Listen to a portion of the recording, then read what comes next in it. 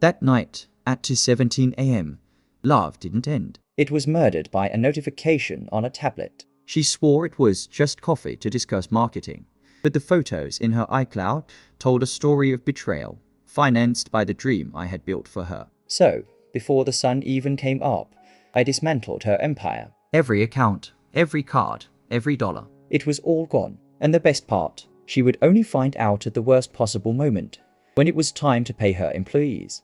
But let me tell you how the murder weapon was a simple notification. We had been together for 4 years. I had a stable career in finance. She, Anna, had a dream. The dream of owning a charming coffee shop. A place that smelled of freshly ground beans and baked cakes. And I, blinded by love, decided that her dream was my own. I took $75,000 from my personal savings, money I had scraped together for a decade, and invested it all in her company.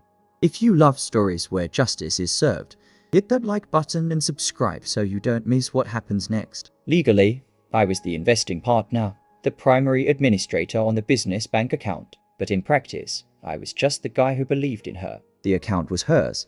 The management was hers. My name on the paperwork was just a formality to protect the investment. Or so I thought. I still remember the smell of fresh paint and our hands, dirty with plaster, as we renovated the space. I remember spending sleepless nights with her, hunched over cash flow spreadsheets while she sketched the logo on a napkin. On one of those nights, she held my face in her hands and said, her eyes shining, "With you believing in me, I can do anything." And I believed her. I believed every single word. The business took off. Within a year, the coffee shop was a success.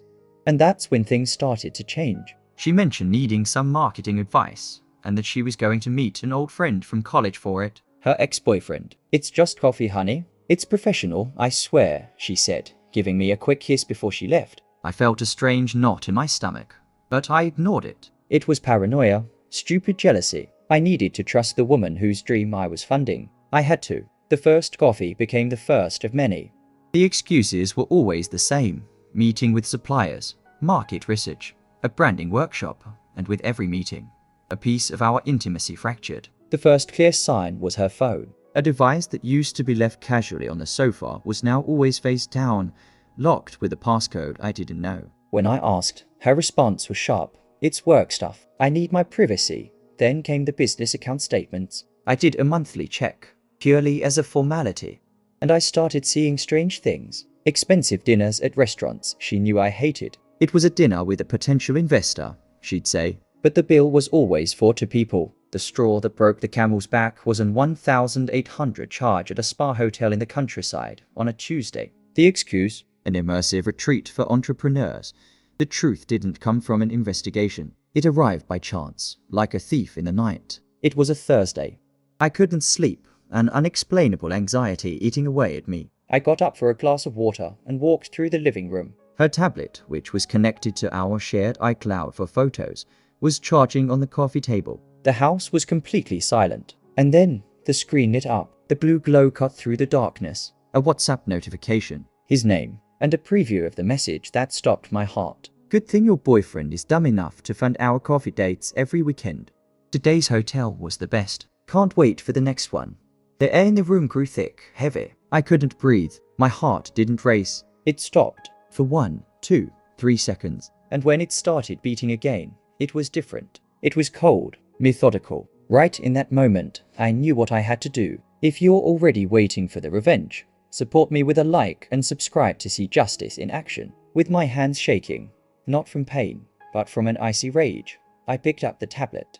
The passcode was his birthday. Of course it was. I opened the photo gallery, not the shared iCloud photos, but the ones on the device itself. There they were. Months of photos. At the spa hotel, in restaurants. On weekend trips she claimed were for work. Kisses, hugs, celebratory toasts. A whole parallel life, financed with my money. With my dream, I closed the tablet. The sound of the magnetic cover clicking shut echoed like a gunshot in the silent house. I walked to our bedroom.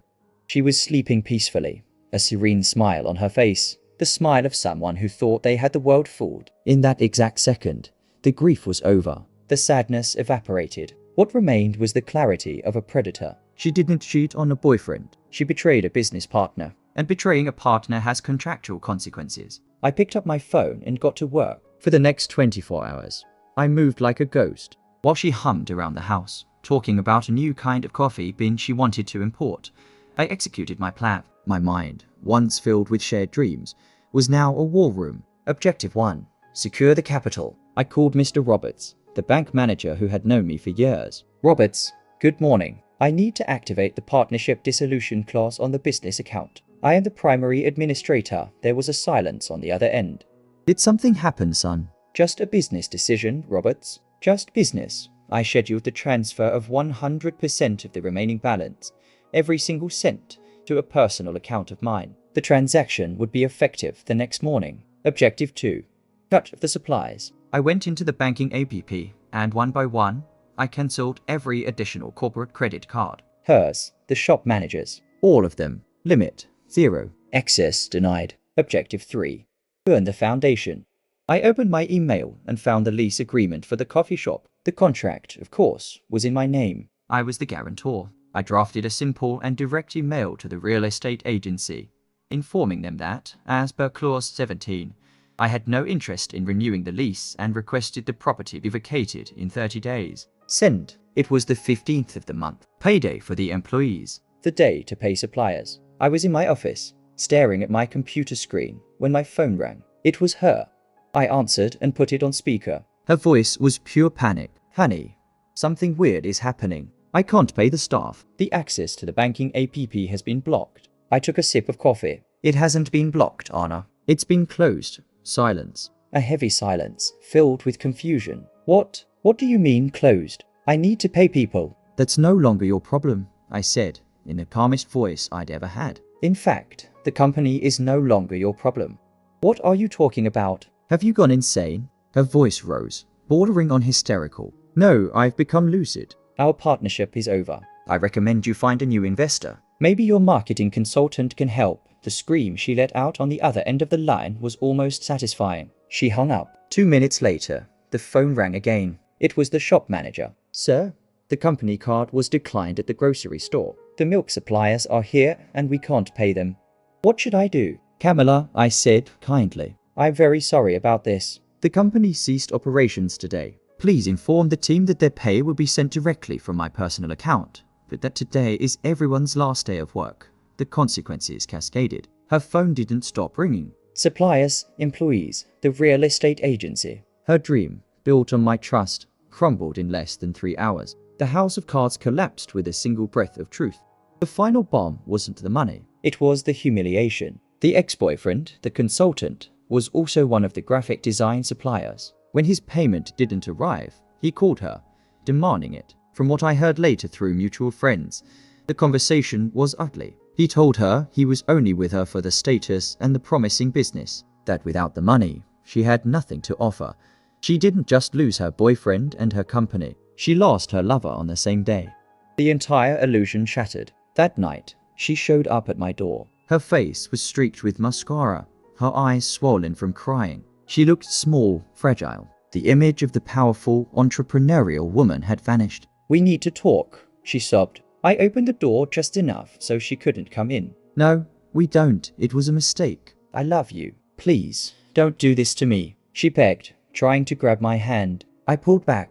I took out my phone, opened the gallery, and showed her the main photo. Her and him, toasting with champagne glasses in the spa hotel room. This wasn't a mistake, Anna, I said, looking deep into her eyes. This was a business decision. You decided to invest our future in those coffees. I decided to divest. End of discussion. I closed the door. I never saw her in person again. Today, 6 months later, I used the money I recovered to make a down payment on my own apartment.